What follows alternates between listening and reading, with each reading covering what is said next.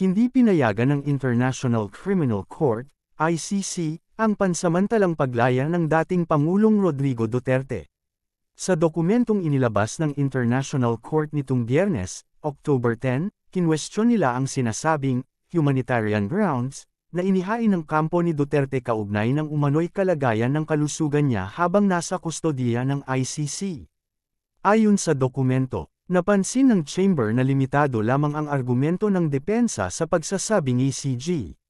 Duterte ay 80 taong gulang at ipinakita ng mga medical report ang redacted at redacted, ngunit hindi nila napatunayan kung paanong ang kanyang detention ay labis na nakasasama upang maging dahilan ng kanyang pansamantalang paglaya. Hindi rin ipinaliwanag kung hanggang saan ang kalagayan ni G. Duterte redacted at kung bakit ito dapat magresulta sa kanyang pansamantalang paglaya, ayon sa ICC.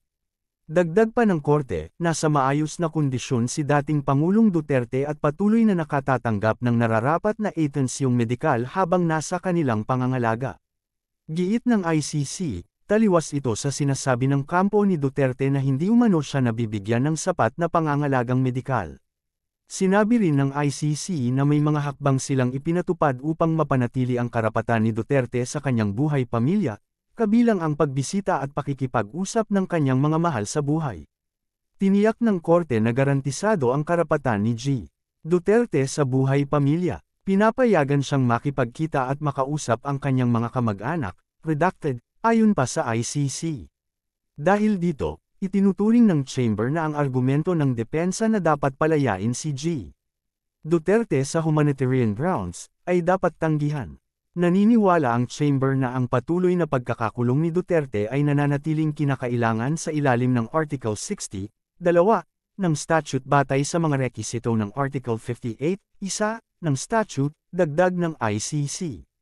Samantala, ayon sa isang netizen na kilalang taga-suporta ni Duterte, DDS. Ang gusto lang naman naming mga taga Davao ay makitang muli si Tatay Digong, kumakain sa mga paborito niyang karinderya.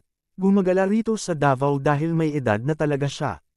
Nakakasakit lang ng damdamin, walang awa ang administrasyon ngayon.